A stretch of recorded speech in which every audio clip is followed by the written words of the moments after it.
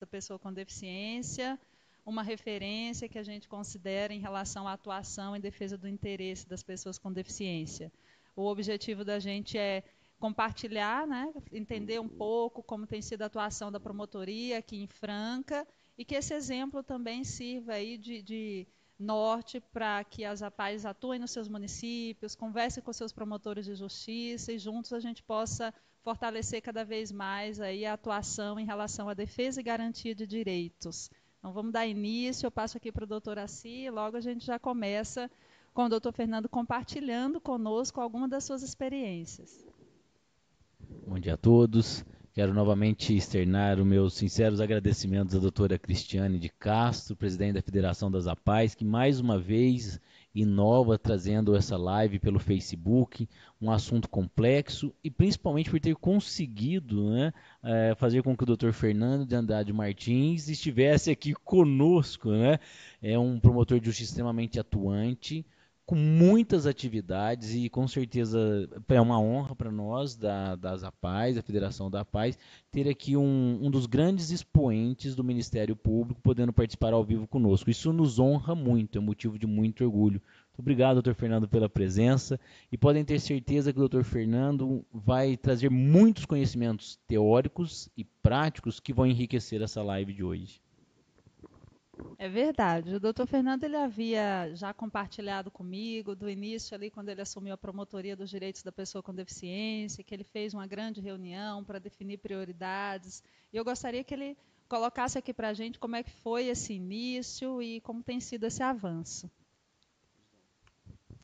Bom dia a todos e, antes de mais nada, eu gostaria de dizer que essas palavras do Dr. Assir, da doutora Cristiane, fazem parte da bondade deles, tem nada disso.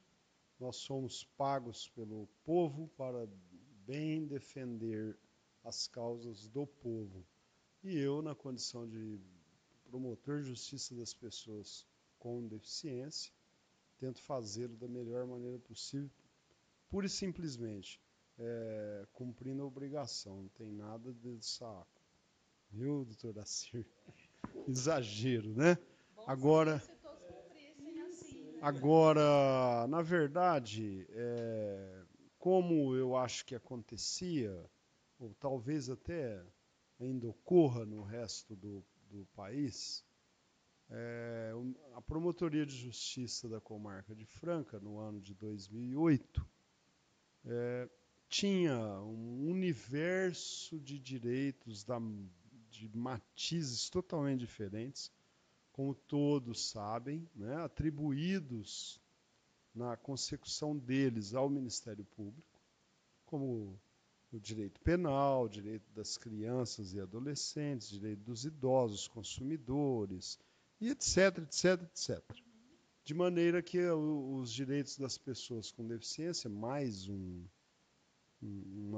compartimento dessa grande caixa jurídica, né, era também diluído.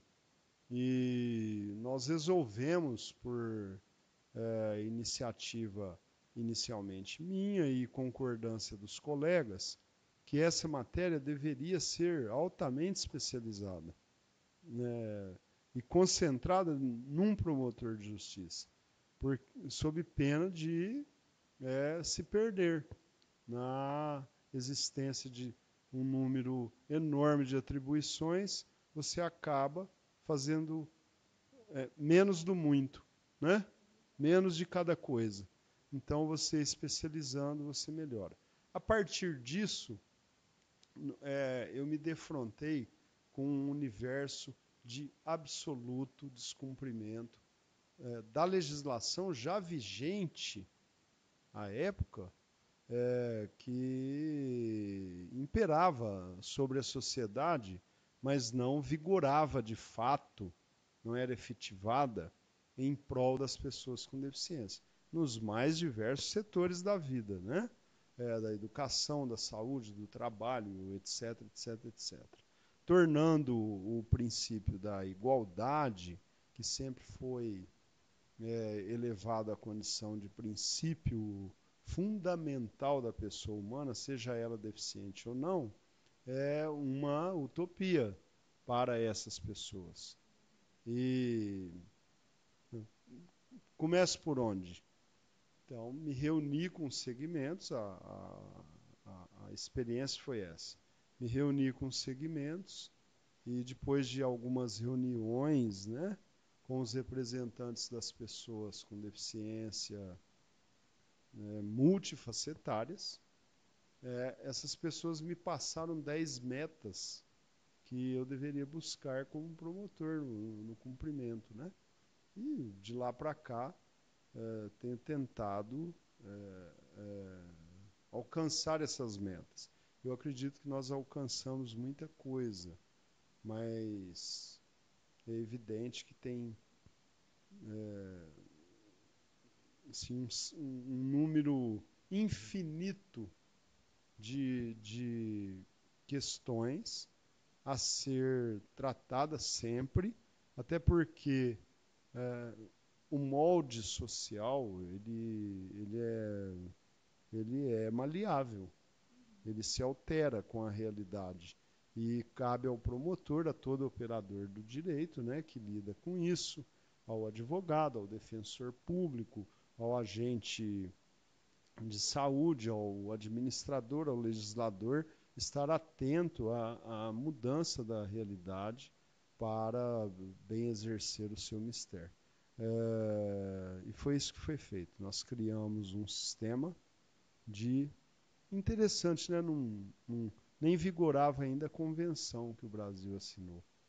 E nós já adotamos o princípio da tomada de decisões compartilhadas com a pessoa com deficiência. Então, foram elas que me direcionaram para fazer determinadas ações, para realizar determinadas ações. E assim foi feito. Foi, na verdade, a demonstração do princípio da dignidade da pessoa humana, né? Inserindo as pessoas com deficiência na definição daquilo que vai ser disponibilizado para eles. A lei fala que a participação das pessoas com deficiência em relação à questão das políticas públicas, ninguém melhor que elas para identificarem o que precisa ser melhorado, o que está faltando, em que momentos elas se sentem injustiçadas e descriminalizadas, para que a gente, como sociedade, né, como um todo, possa pensar aí em medidas que devem ser tomadas para permitir evolução, né? Doutor Fernando, pensando algumas coisas aqui, né, até porque ele é uma vasta enciclopédia, embora ele fala que ele só fez cumprir o papel dele, né, mas nós sabemos também que cumprir o papel, doutor Fernando, também exige um empenho pessoal. Então, quando nós falamos aqui da admiração, é porque, e aí resta claro, né, que o senhor também, junto com os demais promotores aqui em Franca, tiveram esse olhar de falar, precisa criar uma cidadania, um Ministério Público, uma promotoria, com essa finalidade para poder atender. E nós sabemos que aqui em Franca teve uma época, né, para falar da acessibilidade, que alguns bares tinha mesa na calçada, uma série de coisas. E aí foi um tormento na cidade, todo mundo correndo, gente reclamando, tirando, gente falando de prejuízo e tudo mais. E se, pelo que eu me recordo, o senhor foi um dos autores, né, como promotor de justiça, dessas mudanças também para garantir essa acessibilidade. Hoje a gente vê em Franca algumas ruas já, né, algumas calçadas com guias rebaixados que a gente não via isso. Isso também já é fruto da ação da sua promotoria? Essa questão das barreiras, né, existentes nos espaços públicos foi uma delas que as pessoas com deficiência, particularmente as pessoas com deficiência visual e física, né, colocaram como um dos temas que eu deveria tratar. Então, existiam bares, lanchonetes em áreas públicas, eu acho que no país todo tem esse defeito, né? E ocupavam praças, avenidas, ruas, calçadas, de maneira a impedir não só as pessoas com deficiência, mas os idosos mesmo, as gestantes, a circular de maneira segura por diversos espaços. Então, até cumprindo a Constituição do Estado de São Paulo, eu instaurei inquéritos civis, mais de 200 inquéritos civis, individualizando, localizando essas, entre aspas, ocupações invasoras, né? Porque, na verdade, não podiam gerar tributo, porque as ocupações não eram lícitas, não eram legais. Não podiam gerar inspeção sanitária, ou deveriam, mas não geravam, porque se gerassem, deveriam determinar o fechamento, o embargo. E, evidentemente, todos foram convidados a se retirar desses locais e se locarem em estabelecimentos mediante os alvarás corretos. Isso foi feito. Houve um custo, né? O pessoal xinga a gente um pouco e depois passa, né? Mas foi um dos temas colocados na ocasião, né? Um outro assunto muito importante que foi inaugurado em Franca nessa época, que eu gostaria de ressaltar, foi a criação, em virtude disso, não foi exatamente um pedido das pessoas com deficiência, mas que nós vimos, junto com os técnicos, uma necessidade de fazer isso, foi a criação de uma comissão de avaliação multidisciplinar. Isso no primeiro semestre de 2008, quando a Convenção Internacional, vou repetir, e muito menos o Estatuto de hoje, ainda não existiam. Hoje você olha para o artigo 2º do nosso Estatuto da Pessoa com Deficiência e vê que a avaliação da deficiência, quando necessária, será biopsicossocial. E isso já é feito em Franca há mais de 10 anos, praticamente. 10 anos, né? De forma que quase todo aluno, nesses últimos 10 anos, que tenha passado pela PAI e tenha ido para o ensino regular, ou foi após avaliação. E alguns alunos retornaram do ensino regular para a PAI por questão funcional mesmo, né? Porque aqui você fala de um código internacional de funcionalidade, deve ser medido. Não havia essa definição na época, um CIF, né? Mas era um CIF já. E é um CIF aqui, porque o psicopedagogo, o pedagogo, a psicóloga, a fisioterapeuta, a fono, o médico neurologista, enfim, todos os integrantes dessa equipe multidisciplinar fazem uma avaliação verdadeiramente funcional, avaliando a deficiência, o impacto dela na vida escolar, na vida social, e a existência ou não de uma escola preparada para recebê-lo, né? O que é básico para aceitarmos ou não, em nome da dignidade da pessoa com deficiência, a escola supostamente inclusiva. Porque ela é inclusiva, a escola é inclusiva quando ela gera dignidade.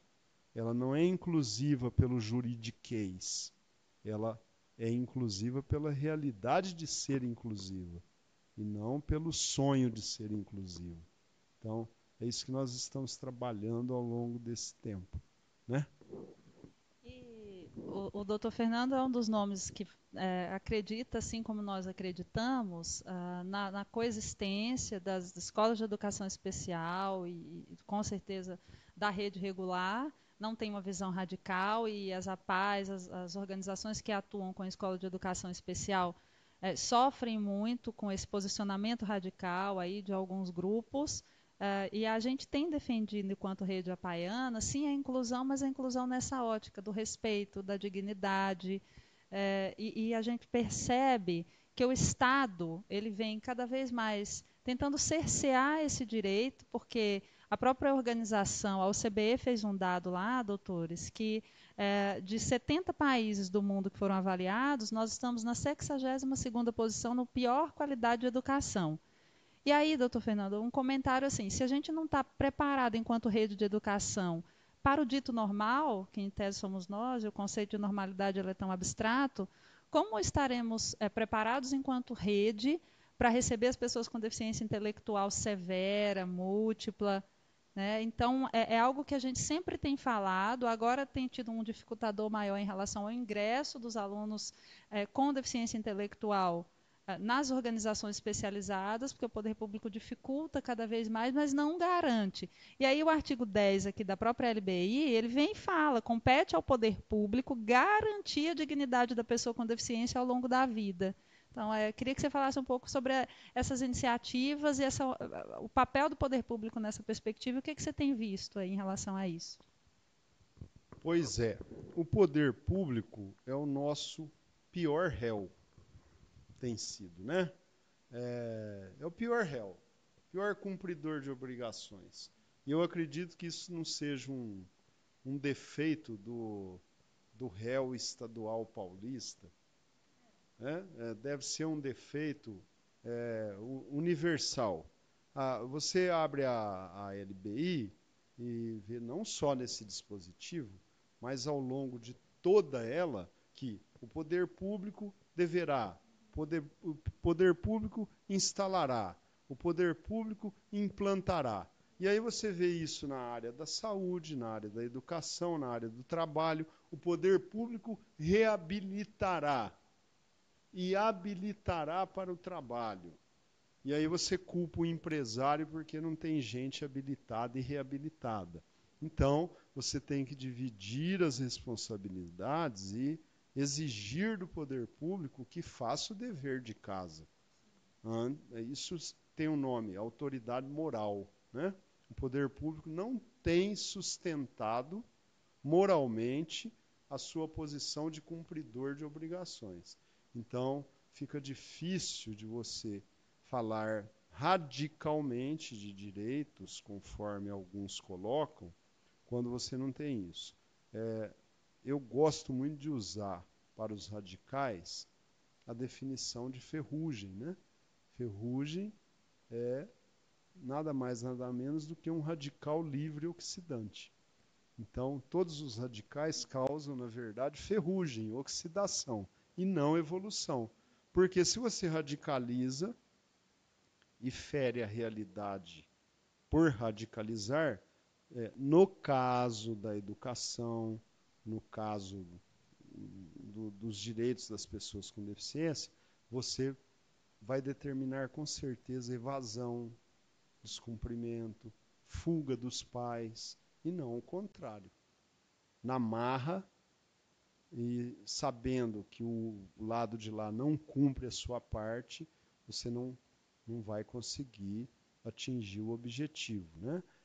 E a respeito desse tema independente disso, ainda que o poder público cumprisse, eu acho insustentável que você pense que uma pessoa dita normal possa ter todas as opções de escola livremente, bastando que ela seja rica, né? Então você, na verdade, está fazendo uma inclusão pelo bolso e não pela deficiência, né? Que ela estude onde ela quiser, sem ninguém se meter na vida dela. Não é? Eu mando meu filho para a Austrália, para a Europa, para os Estados Unidos, para o Canadá, e ninguém se mete nisso, né? Basta eu ser pobre e deficiente que me imposto um sistema obrigatório. Então, eu acho isso feridor da igualdade. Isso, a norma hoje fala o seguinte, né?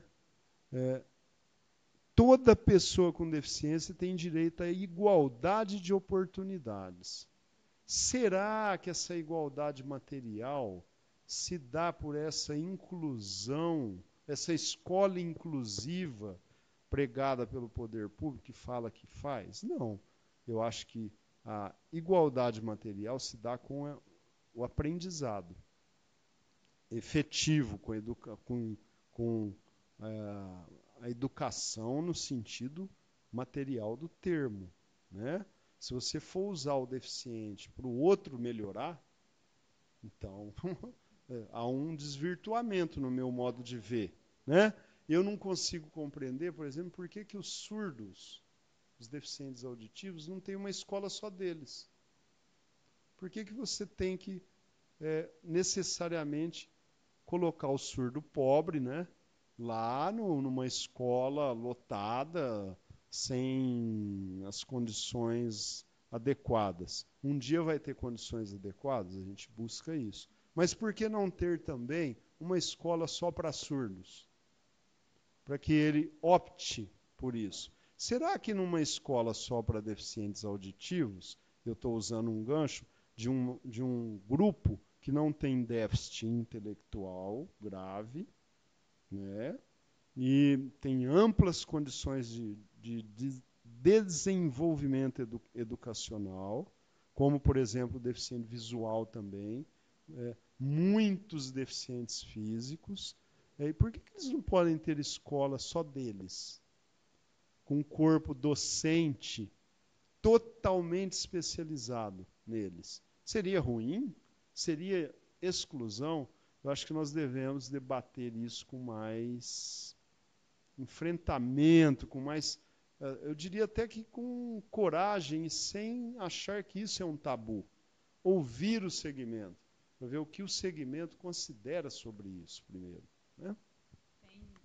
Viu, doutora Cir? Tem um grupo que, quando escuta o doutor Fernando falar isso, o pessoal fica horrorizado, mas ele está defendendo a exclusão, ele quer segregar. E aí ele me fez uma pergunta e me promoveu uma reflexão muito importante. Ele falou: quantos deficientes visuais, só usou deficiente visual e auditivo, você conhece que conseguiram concluir um mestrado, um doutorado? Quer dizer, eles são condenados porque não têm oportunidades de ter uma educação que lhes permita avançar. E aí eu me questionei, e eu tenho falado com muitas pessoas das APAES, por exemplo, na minha geração, que é relativamente recente, quantas pessoas com deficiência tinham na minha escola, na minha sala de aula? Todo o meu período escolar, eu nunca tive uma pessoa com deficiência, nunca vi um tradutor de Libras ou um orientador de Braille na sala. E essas pessoas não existiam? Elas existiam, sim, mas elas estavam, né, sem acesso à educação.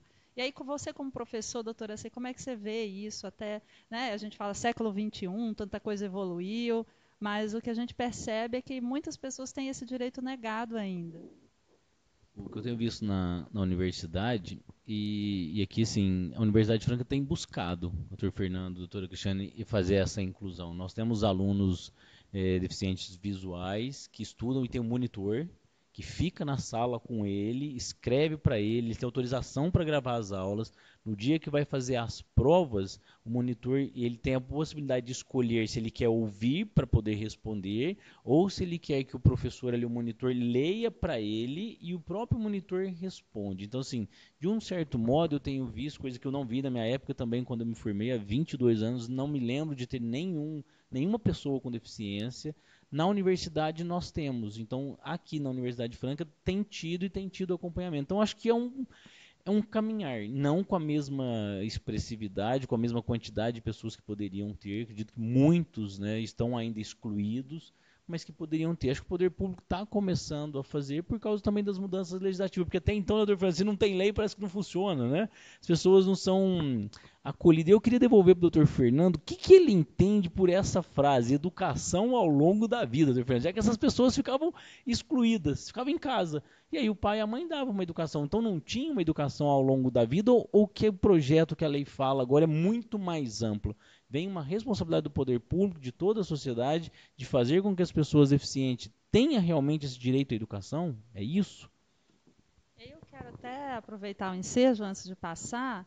É importante que as pessoas acompanhem os dados, e o censo do IBGE de 2010 identificou que mais de 45 milhões de pessoas possuem alguma deficiência. E nesse exemplo da deficiência visual, 35 milhões de pessoas. Hoje, quando a gente vê um deficiente visual na universidade, a gente ainda comemora e vê isso como uma inclusão e como algo, assim, um avanço muito grande, mas a gente observa que há uma população tão grande que não vai ter esse direito, né, respeitado, ou que vai ter esse tipo de acesso? É importante essa reflexão também. Eu creio que sim. Do meu ponto de vista, a educação ao longo da vida é a mesma que eu devo ter, que o senhor deve ter, doutor Assir. Oportunidades de se aprimorar conforme o seu desejo. A decisão de participar das políticas otimizantes deve ser da pessoa com deficiência. E a partir do momento que ela toma essa decisão, ela tem que encontrar no universo ao redor dela, né, instrumentos que existem para os outros. Isso é igualdade, né? Então, a gente não vai deixar de lutar pela escola regular inclusiva, seja particular ou pública, mas eu creio que, do ponto de vista da igualdade material, deve haver também uma escola especial única. Se você tem direito de optar, de fazer suas escolhas, a norma é clara nesse sentido, ela anda pelos artigos, pelos parágrafos, pelos incisos, privilegiando e elevando a condição de princípio maiórico a decisão da própria pessoa, né? A tomada de postura da própria pessoa com deficiência em nome da sua dignidade. Por que não permitir um sistema de ensino, por exemplo, exclusivo? Né? Será que seria ruim nisso? Não, seria optativo. Salvo engano da minha parte, nos Estados Unidos da América, em outros países, é assim. Né? Nós vamos promover um encontro agora, em julho, já tem uma data pré-determinada, oportunamente será melhor divulgado, em que o epicentro do debate será exatamente esse. Educação ao longo da vida, limites, né, e imposições do poder público ao direito de educar e de ter educação. De que forma educar e de que maneira ser educado. Eu posso escolher ou não em sendo uma pessoa com deficiência. Eu sou tão deficiente assim que eu não posso escolher estudar numa escola só para surdo, só para cego, só para deficiente físico.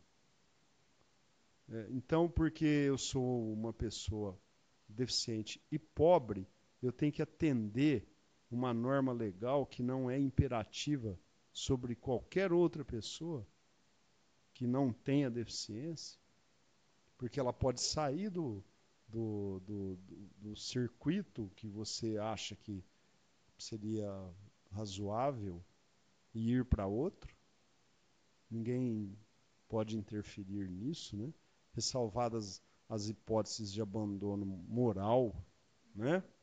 Isso enseja uma liberdade democrática. Então, o que eu considero como promotor de justiça é que não se deve ter radicalismo mesmo, e sim equilíbrio e liberdade de tomada de decisões, né?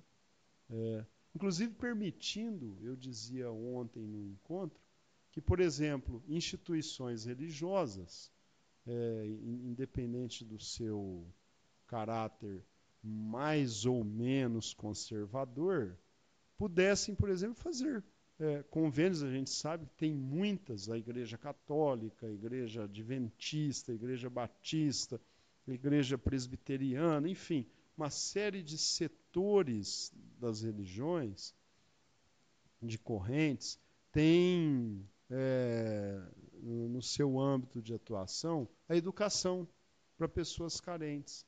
Será que isso não poderia ser adotado nesse nível, trazendo pessoas com especialidades ou com deficiências, melhor dizendo, essa expressão é mais correta, né? Pessoas com deficiência de um determinado segmento para serem educadas nesse nível, com subvenção, justificando inclusive as isenções tributárias?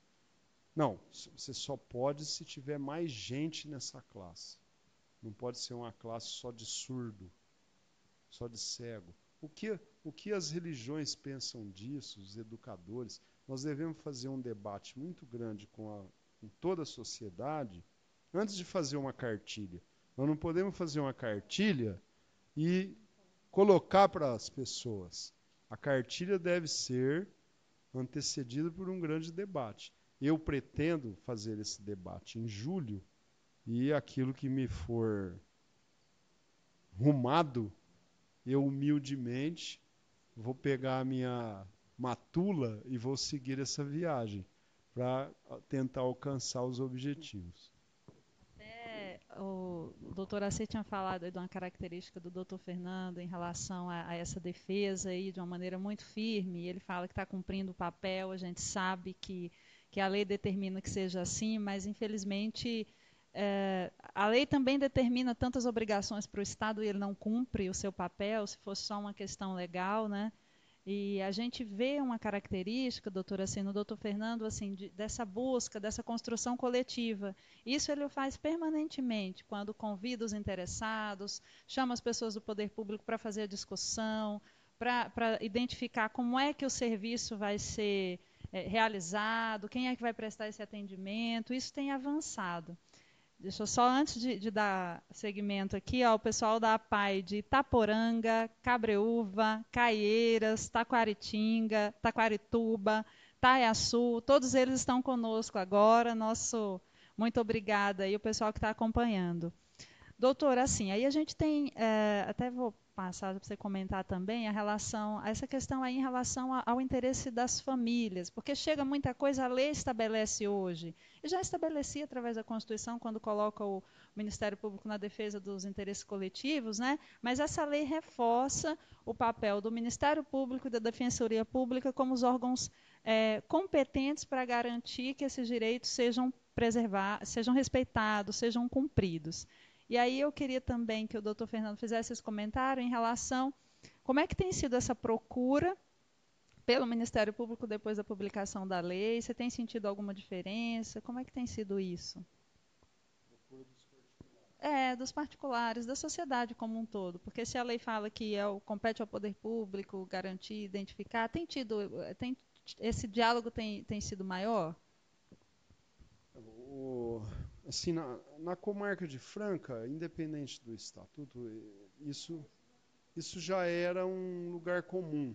Então, é muito raro, até algumas pessoas que chegaram agora no setor, estranharam, por exemplo, ontem, eu ter feito uma audiência que dizia respeito a professor auxiliar, a pedagogo, em nível municipal e estadual, junto com a defensoria, e eu convidei todo o Conselho Municipal das Pessoas com Deficiência, todos os segmentos de pessoas com deficiência. E tinha gente lá desse segmento que estava nova no ambiente, né? E achou que a pauta fosse outra, tivesse outro tema, né? Na verdade, era um pessoal da Associação dos Autistas, né? Que ainda é uma entidade nova, foi convidada e achava que tivesse uma outra pauta, quando na verdade a ideia era que eles participassem daquela discussão e dessem opiniões e até falassem: ô, doutor Fernando, o senhor não está cuidando direito da gente aqui, né? Eu tenho uma ideia melhor, a ideia é essa.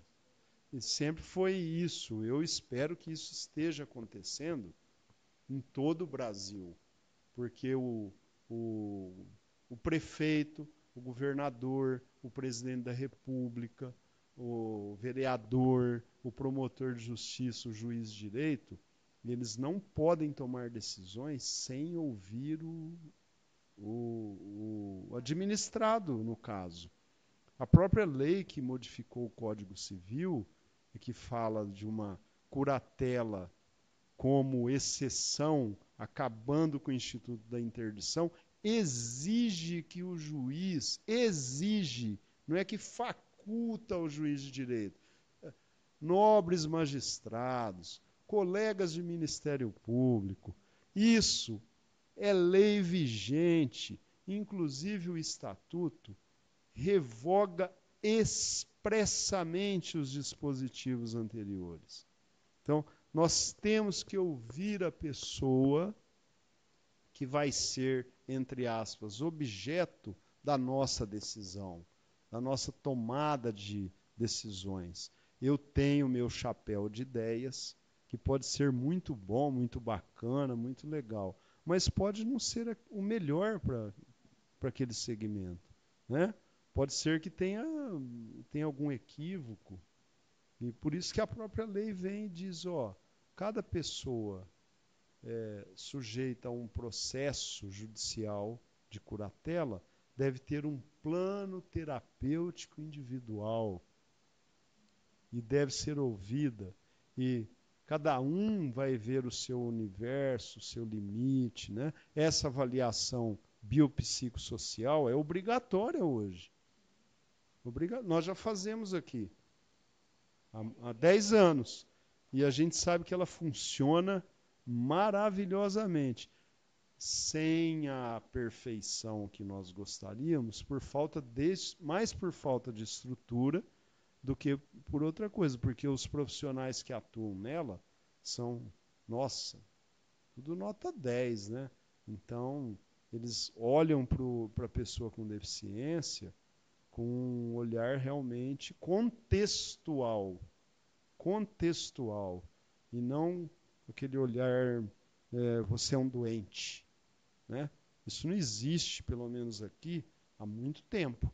E essa forma de ver tem que acabar, tem que ser modificada. Então, muito ainda precisa ser evoluído, né? Quando essa lei traz o conceito de capacidade plena da pessoa com deficiência, e o Dr. Pablo Stolze ali, quando ele se pronuncia, fala que essa lei homenageia, sobretudo, o princípio da dignidade da pessoa humana, porque ainda, infelizmente, hoje há muito preconceito aí velado, e a pessoa com deficiência é muitas vezes vista em razão da deficiência como incapaz. E a partir de agora, com a mudança dos artigos 3º e 4º do Código Civil, nenhuma pessoa com deficiência pode ser mais declarada pessoa absolutamente incapaz. E o doutor Fernando posicionou bem quando fala, a gente tem observado uma crítica muito grande do Ministério Público e do Judiciário em relação à mudança na lei, porque era muito mais simples fazer uma declaração de incapacidade absoluta do que se debruçar sobre uma avaliação dessa, porque a própria lei fala, as limitações dessa pessoa precisam estar expressamente ali previstas nessa sentença, e ninguém quer ter esse trabalho, né? Então, é uma crítica infundada e que vai precisar ser vencido isso daí, né? Eu, assim, empiricamente, não posso apontar para determinado colega, juiz ou promotor, mas a gente sabe que o comentário existente, não é esse, de que não há afetivação desse instituto. Não há. E nós já participamos de eventos, não cabe aqui ser pessoal, em que profissionais do direito defenderam outra postura, e não essa daqui. Por falta de equipamento, por falta de material humano, por excesso de trabalho, tá? Mas você tem que efetivar a mudança, tem que implantar isso, né? Do jeito que estava, como disse um colega recentemente em Santa Rita do Passa Quatro, muito feliz a colocação do nobre Dr. Hélio, o interdito estava classificado de uma maneira mais negativa que um condenado criminalmente, quer dizer, eu estou interditado para o resto da vida, né? Quando, na verdade, isso não é verdade. Nunca foi, mas era um estigma, e que a lei veio para encerrar definitivamente.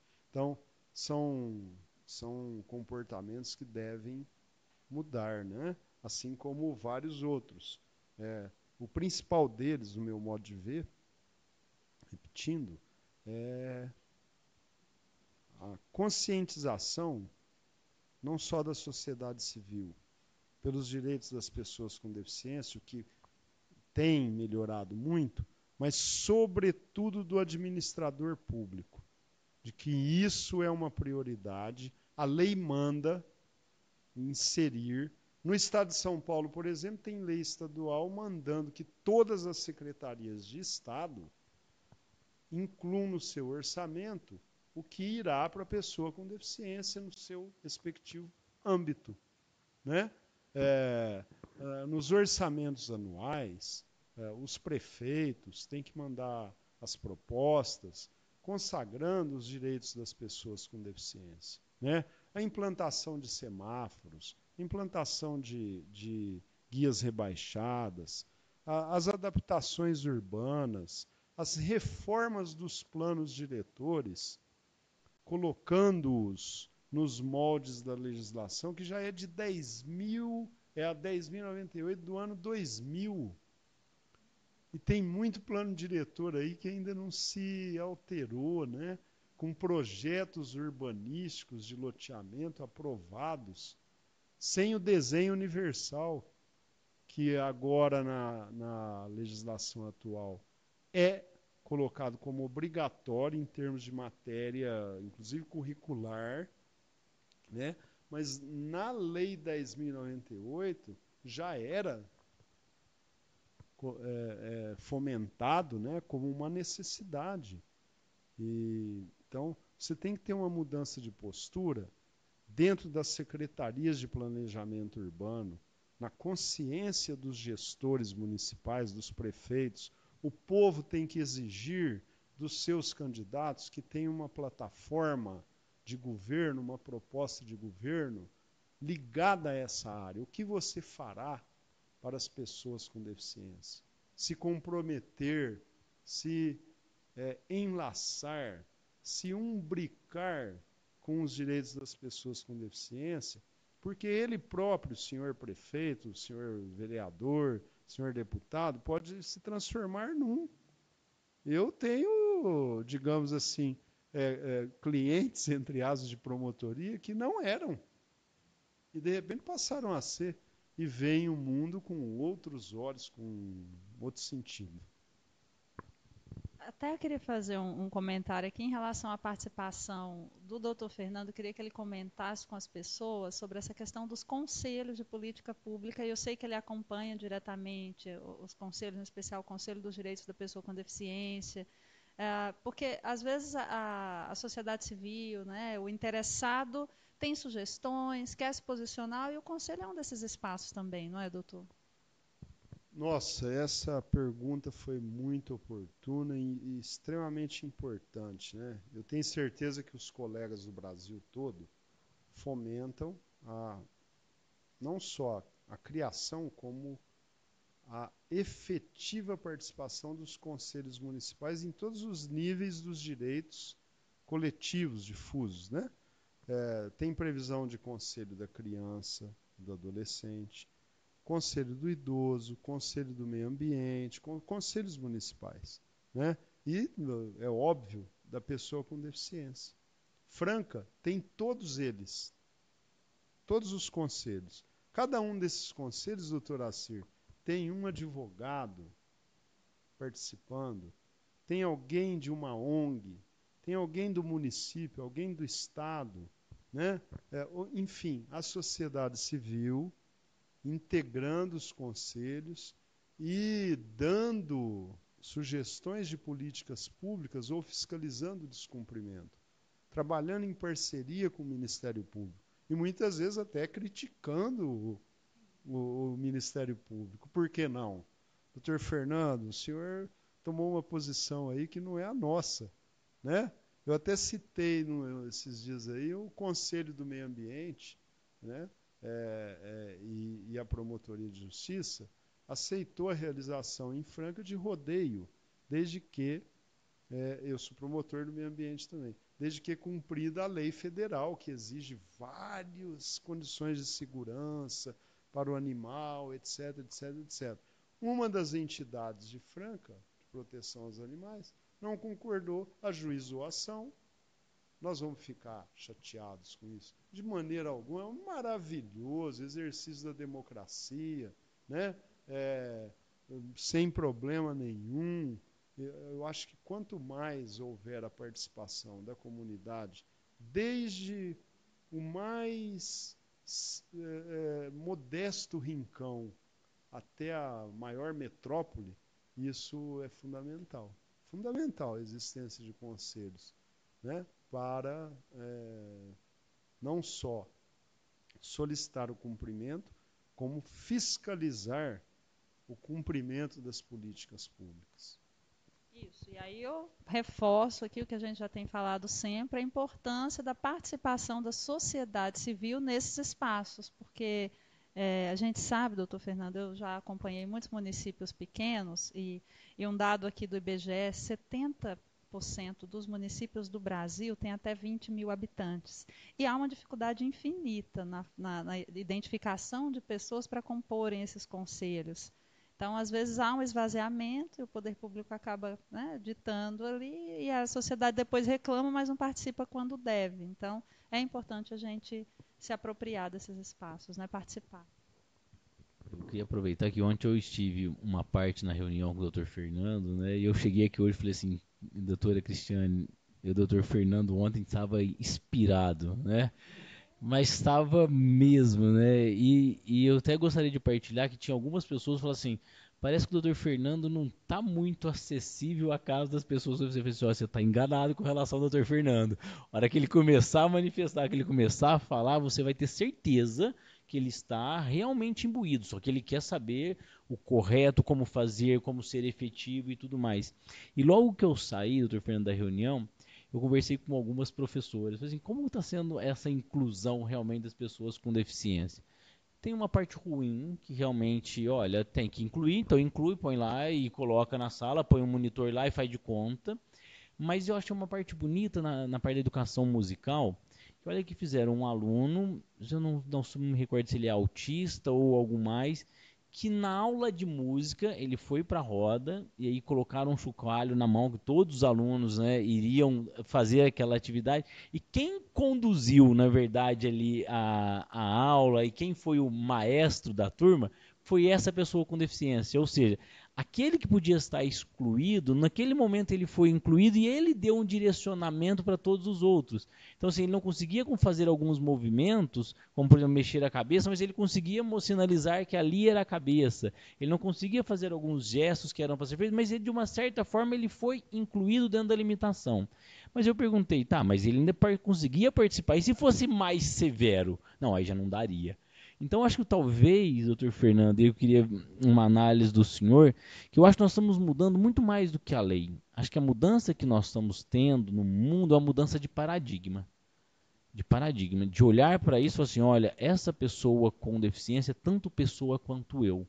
E talvez ele precise de mais recursos do que eu para poder se igualar e não ser excluído. E essa igualação, vamos poder dizer assim, eu gostei muito, como o senhor disse ontem, eu sei que até contrariando alguns que pensam diferente, eu não sou o contrário a ter uma escola, e reforçou hoje aqui, uma escola especializada. Porque as pessoas que estão também com um grau de intelectualidade maior, vamos dizer, normal, também procuram escolas especializadas. Não é isso? Não é uma seleção já natural, por exemplo, vou falar para o meu filho fazer uma universidade. Se ele tem uma condição de vida, ou porque a vida forneceu uma série de coisas, ele não vai para uma universidade melhor do que uma outra. E ali também já não é uma forma de exclusão dos demais pela capacidade de intelectual. Quer dizer, eu não consigo estudar no ITA, nunca conseguiria. Eu não conseguiria assistir, por mais que eu tentasse, não gosto de matemática, não passaria em nada, e de repente tem alunos que vão para uma universidade chamada ITA, que são o quê? Os futuros gênios do Brasil ou do mundo. Então, se a gente olhar com radicalidade, gostei da comparação com a ferrugem, a gente acaba talvez inviabilizando um conceito que talvez a lei está colocando, que olha, mude a mentalidade operador do direito, muda a mentalidade gestor e tudo mais, e comece a olhar de um campo mais macro. tô sonhando, doutor Fernando, ou a reunião de ontem também fez eu ficar meio assim, vamos pensar em algo muito maior do que realmente está na lei? Eu não sei se eu provoquei isso no senhor, doutor Assir. Então, muito obrigado pela consideração. Mas, na verdade, a legislação nunca pode ser eterna. Nunca, nunca. Esse estatuto não basta, esse aqui, ó, não basta. Ele tem que ser abordado de uma maneira crítica. Crítica. Ele pode ser modificado, deve ser modificado. Em que sentido? Não sei, a sociedade tem que debater. A ideia é fazer esse debate, por exemplo, agora em julho, justamente para nortear isso. Por que não adotar determinadas posturas? Né? Qual o sentido, vou repetir, de radicalizar a educação para a pessoa com deficiência? Se eu ouço, eu vou voltar à pessoa com deficiência auditiva. Se eu ouço 10 deficientes auditivos, adultos, que o eram desde a infância, né? E pergunto para eles, se você tivesse tido uma escola só para você, você seria, do ponto de vista educacional, melhor preparado do que hoje? Se eu tenho uma resposta positiva de todos, então eu não posso dizer que ele foi atendido com igualdade de oportunidades, só porque participou de uma escola pública em geral, né? Porque é pobre, pessoa pobre, né? Se é a pessoa rica, a gente não fica assim com tanto problema assim, né? Pode até ter um professor particular todos os dias lá, pagar isso, né? Tá? Aquele contraturno chamado é algo dado em casa até para pessoa abastada. Então, mas por que não ter uma escola especial para determinadas pessoas com deficiência, determinados grupos? Por que houve o fechamento disso? Teria havido fechamento? Ou é uma interpretação preconceituosa? Ou direcionada? Será que quando eu falo do capítulo 2 do Estatuto, quando eu olho e quando eu vou olhar o direito à educação também, eu encontro o direito à educação. A educação constitui direito da pessoa com deficiência, assegurado o sistema educacional, inclusive em todos os níveis. E aprendizado. Quer dizer, colocar numa escola pública misturado com outras pessoas significa aprendizado? O dia que significar, de fato, medido e não apenas dito por políticos para fazer números utópicos, eu recebo mães e pais que ficam reclamando disso, né? Então, eu meço a eficiência pelo nível de reclamação ou não. Eu sou pai, tenho 3 filhos. Eu não tenho, os meus filhos não são pessoas com deficiência. Mas se eu fosse, eu iria querer que eles ficassem lá dentro de uma escola para todo mundo ver que tem um deficiente na escola, ou eu gostaria que eles aprendessem o máximo possível? E fossem e tivessem uma educação inclusiva na vida social. Então, isso tudo tem que ser debatido.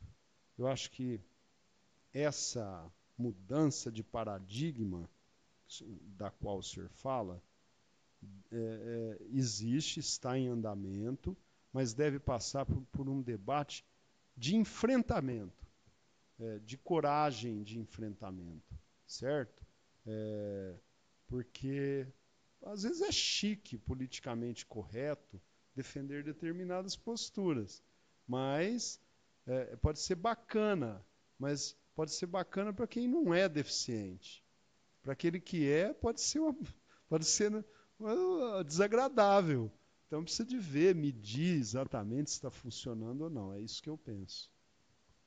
Até nessa ótica das famílias, o doutor falou para nós que recebe, conversa com as famílias e busca se nortear aí através do que tem ouvido, né? Tem uma mãe aqui, a Patrícia Freitas, e a Patrícia coloca que o filho dela é deficiente intelectual, não consegue passar em provas, as provas não são adaptadas, enfim. E aí vem a indicação que a gente faz em relação até ao próprio artigo 27 da LBI, quando fala que incumbe ao poder público, né, criar, desenvolver, implementar, incentivar e acompanhar um sistema educacional inclusivo em todos os níveis e modalidades. E tem aqui um dos incisos que fala das provas e em formato acessível. Eu oriento aqui que a Patrícia, assim como os demais pais, façam contato com o Ministério Público Local, com a Defensoria Pública, para identificar qual é o problema aí no município. Né? Tem uma outra questão aqui que a Pai de Salto colocou, e aí eu gostaria também do comentário do Dr. Fernando, porque assim, a gente, ao longo do tempo, tem tido um diálogo, buscado um diálogo com o Estado de São Paulo em relação à construção da política de educação e nesse olhar da educação inclusiva e, acima de tudo, respeitando que aqueles que não têm condição de se beneficiar da rede, que é uma defesa nossa das organizações, estejam nas escolas de educação especial. Mas aí o Estado impôs que apenas as pessoas com deficiência severa estejam nas escolas de educação especial, que todos os outros sejam encaminhados para a escola pública, e aí acontece tudo isso que você colocou, né? Que a escola pública muitas vezes não vai estar preparada. E aí teve também uma discussão, e aqui Salto coloca, que a gente, nesse estudo, o Estado determinou tanto que a escola especial ela vai receber apenas os deficientes graves e limitou a idade até 30 anos. A partir dessa idade não há nenhuma parceria pública mais na área da educação para a pessoa com deficiência intelectual. Esse ano teve a publicação ali da lei que foi proposta pelo deputado Eduardo Barbosa, regulamentando aqui a LBI quando fala de educação ao longo da vida. E, a meu ver, isso impõe a todos nós, sociedade, Ministério Público, Judiciário, enfim, todo o sistema, um novo olhar em relação a essa continuidade, considerando essa questão da terminalidade. Mesmo porque, doutor, o nosso público, hoje o poder público considera a terminalidade prevista na LDB. Só que o nosso público, que são pessoas com deficiência intelectual, tem um atraso no desenvolvimento e tudo mais, eles nunca vão conseguir acompanhar aquela terminalidade que é para o dito normal. Perfeito. Eu gostaria de observar que a LDB foi alterada pelo Estatuto. Isso. E aí, nesse aspecto, onde conflitar, vige a LBI ou o Estatuto. Até porque está claro no início do Estatuto que o Estatuto não é meramente um Estatuto, é a própria Constituição Federal, porque ele diz: esta lei tem como base a Convenção sobre os Direitos das Pessoas com Deficiência e seu protocolo facultativo, ratificados pelo Congresso Nacional por meio do decreto, parará, parará, parará, e promulgado, né? Então, isso significa que ela tem força de emenda constitucional. E está expresso no parágrafo único do artigo 1º.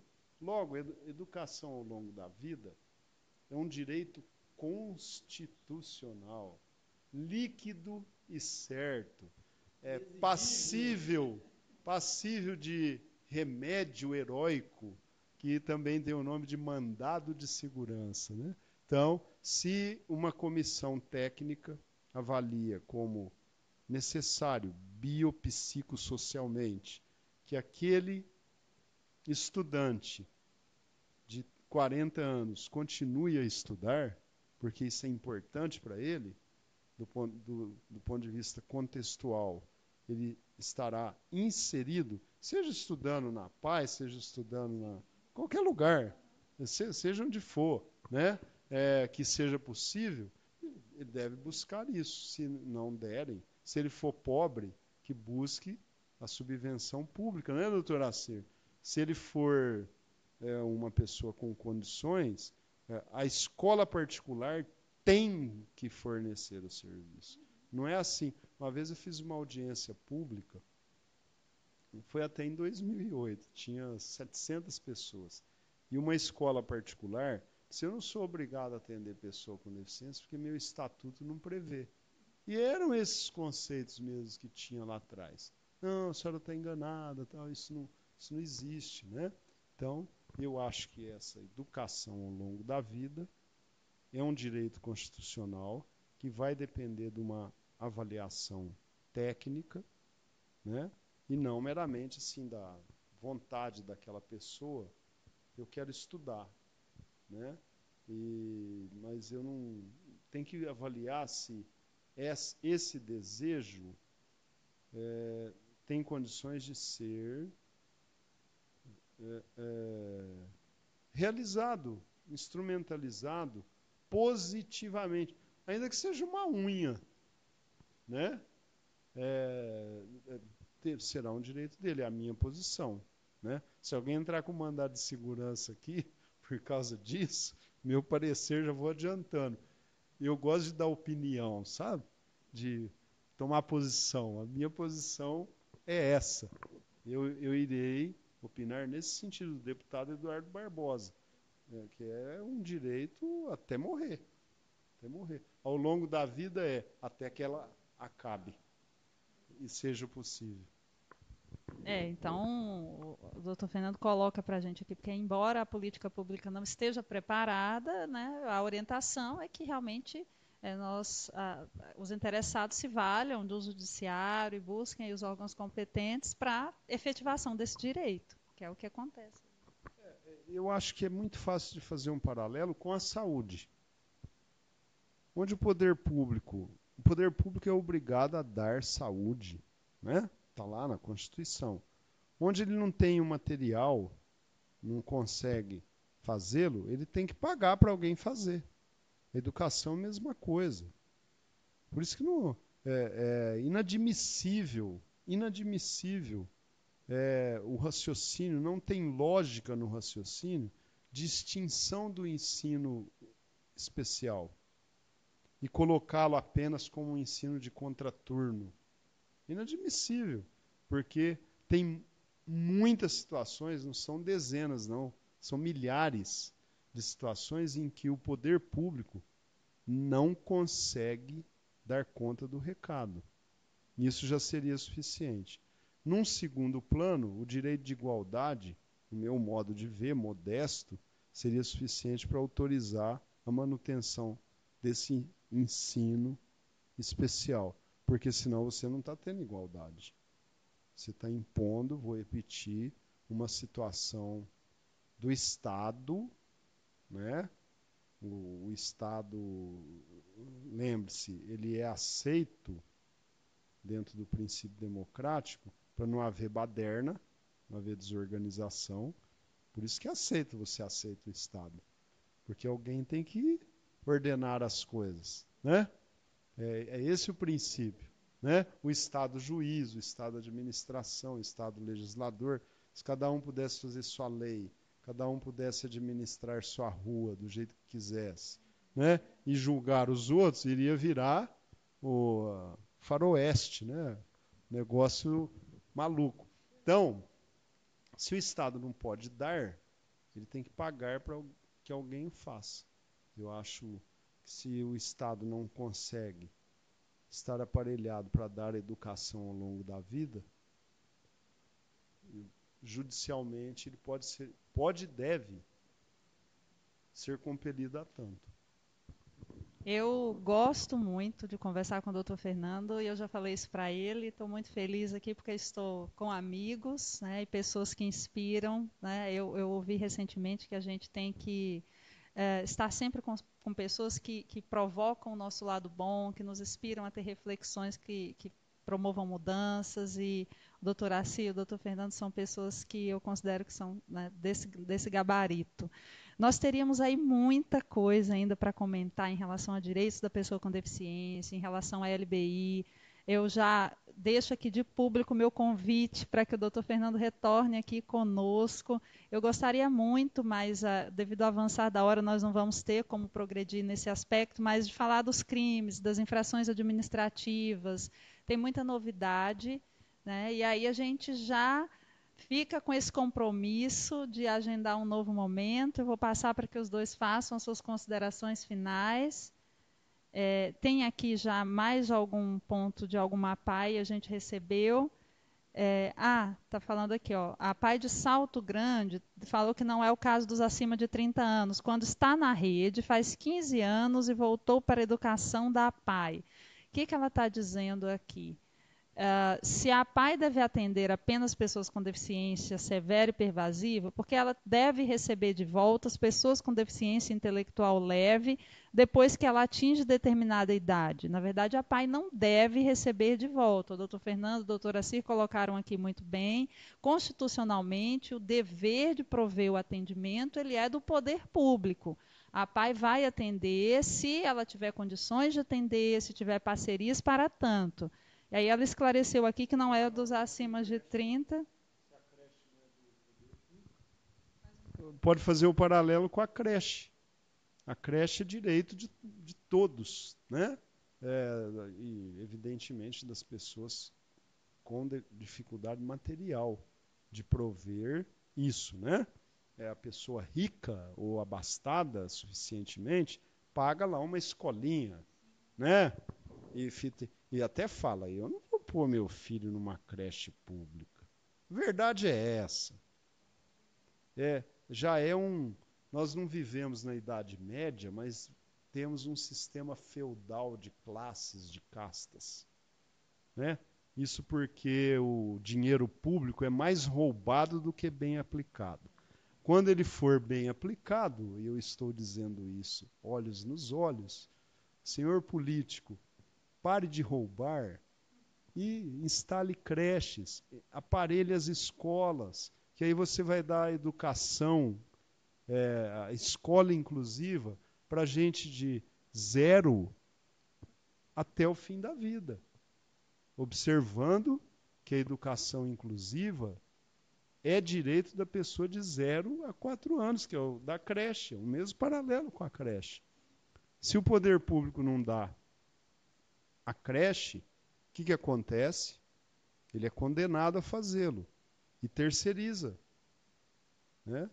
A nossa própria comarca de Franca é um triste dado, né?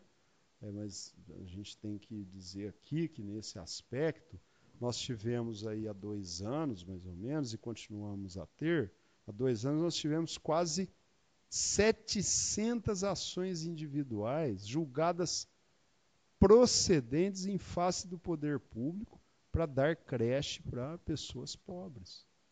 E perde mesmo. Então, administrador, senhor político, o senhor está pagando um ônus da sucumbência. Quem está pagando é o tesouro. Por que o senhor faz isso? Estou olhando para o senhor. Para que isso? Né? Faça um serviço social de detecção de quem precisa e use o dinheiro público. Faça uma lei, uma LDO, né? Compatível com o interesse social, principalmente das pessoas necessitadas, né? E aí você dá conta dessa questão da saúde. É isso, da questão da educação e da saúde também, obviamente, né? Eu vou passar para o doutor Assi fazer as considerações finais, para o doutor Fernando também, e já finalizo daqui a pouco. Quero finalizando dizendo que Dr. Fernando, quando nós começamos a falar dele, eu não posso deixar de terminar falando o seguinte, que uma das coisas que marcam na vida é o exemplo. E ontem o Dr. Fernando colocou uma coisa que eu já tinha observado, mas ainda não tinha entendido a dimensão. Por que a sala dele era a última lá no prédio do Ministério Público? Eu falei assim, por que ele não está no andar superior? Ele é o promotor mais antigo, uma sala lá no cantinho, perto do estacionamento, né? Eu falei assim, por que ele não está lá em cima? Se ele deveria ter prioridade. E aí ele disse uma das coisas assim, olha, a minha sala é aqui também, até por uma questão de acessibilidade. Porque se o elevador, nós temos elevador no prédio, mas se acabar a energia, Não tem como algumas pessoas subirem pela escada. Então a minha sala é aqui, fica perto do estacionamento. E eu fui lá fora, depois eu fui olhar, deixa eu ver onde que é o estacionamento. E de fato, a vaga está de frente do estacionamento e você pode simplesmente entrar na promotoria, anda algumas sem tomar chuva, sem nada. Então eu queria dizer assim que talvez a maior mudança comece em nós com o exemplo, Fernando. Então, é incorporar cada uma das APAES, cada um dos advogados, juízes, promotores, pais que têm filhos com deficiência, ou que têm pessoas com deficiência em casa, começar a dar o exemplo e começar a cobrar do poder público. Então, acho que a gente quer uma mudança melhor para a nossa sociedade, começa também a passar pela mudança em nós. Eu fiquei muito contente, fiquei mesmo de ir numa reunião, ver um promotor de justiça que já poderia falar assim, olha, já estou aqui, já contribuí muito pela vida, já contribuí com as minhas coisas, já criei os meus filhos, né? Falou com orgulho dos filhos lá, né? E de repente falou assim, olha, não, ainda estou aqui, ainda vou fazer, quero contribuir, então desejo que o senhor continue assim, que volte. Nós queríamos falar sobre prioridade de atendimento, participação na vida política, mercado de trabalho, concurso público, plena efetividade, você já tem tanta coisa para o senhor falar conosco, então vamos já deixar aí o convite para retornar essa live. Muito obrigado pela participação conosco, agradecer cada um dos internautas que acompanharam, a doutora Cristiane pelo dinamismo, continue assim.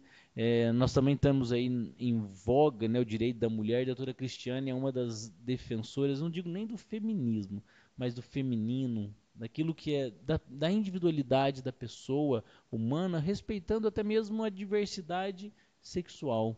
Né? Parabéns, continue assim, doutora Cristiane. Vamos juntos, né? Por uma sociedade melhor. Eu acredito que, só parafraseando aqui o Pablo Stolze, quando fala, o doutor fala do comportamento e tudo mais, ele finalizou uma palestra falando que mais do que mudar leis, nós precisamos mudar mentes e corações.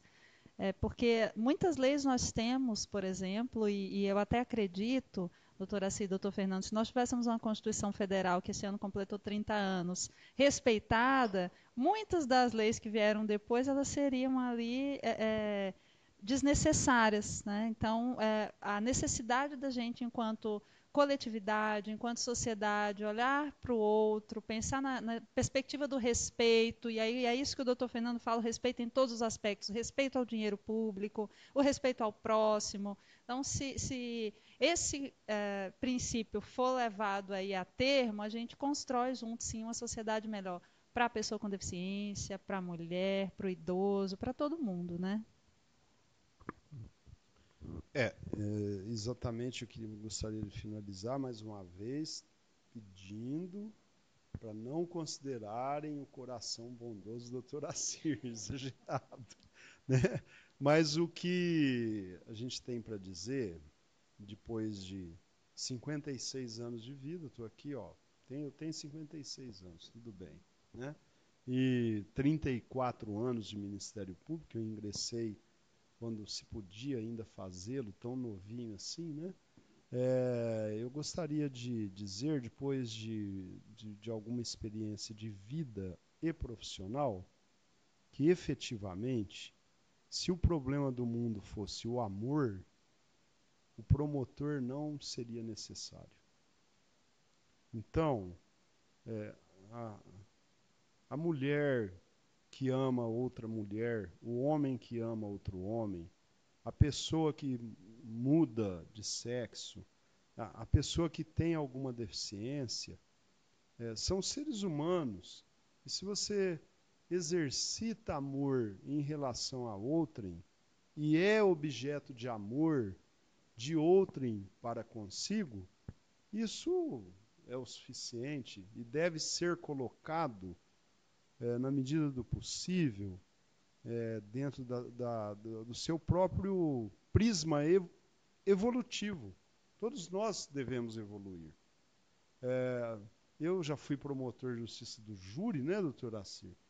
Então a gente dizia lá no júri, muitas vezes, o seguinte, que a natureza nos fornece imagens muito preciosas.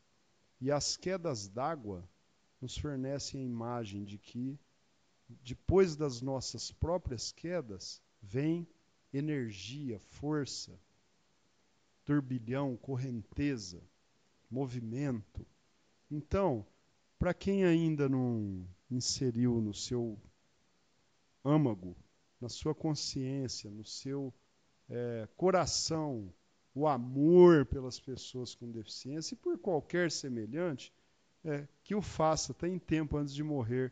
E saiba você, segundo a teoria de Charles Darwin, você que me ouve faz parte de uma espécie que teria, cientificamente, 80 mil anos, né, como é hoje, cerca de, por um fenômeno de alguma força superior, que você pode chamar de Deus, de Maomé, de qualquer coisa que você quiser nominar, de energia, enfim, por efeito de alguma força superior, você era uma possibilidade em bilhões e bastaria uma tossidinha da sua mãe ou do seu pai para você ser outra pessoa.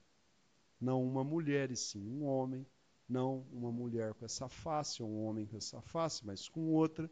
E talvez viesse até com alguma deficiência, não veio, ou não viesse. Então, o fato de existir já é uma dádiva muito passageira. Você viverá, talvez, 80 anos, em 80 mil anos. Então, vai gastar isso ofendendo direitos tão belos, maravilhosos, né, que é o direito ao semelhante, e mais ainda, ao semelhante que já veio com uma diferença que torna a sua vida mais difícil. Por isso que a igualdade aí está, como disse o colega Lauro Ribeiro ontem, a igualdade não está no tratamento desigual, e sim no respeito à diferença. Respeite a diferença do seu semelhante. E fique bravo quando verificar que alguém faz questão de desrespeitar essa diferença. É isso. Procure o Ministério Público da sua comarca. O promotor de justiça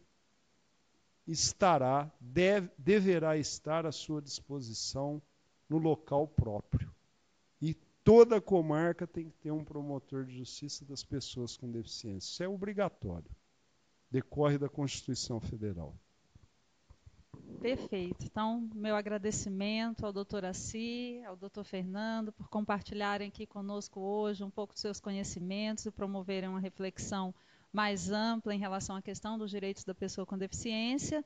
Fica o nosso convite para o doutor Fernando voltar novamente e continuar conversando conosco sobre esse tema que é tão relevante para nós. E o meu agradecimento a todos vocês que nos acompanharam até agora e nos aguardem semana que vem. Nós teremos mais um novo assunto,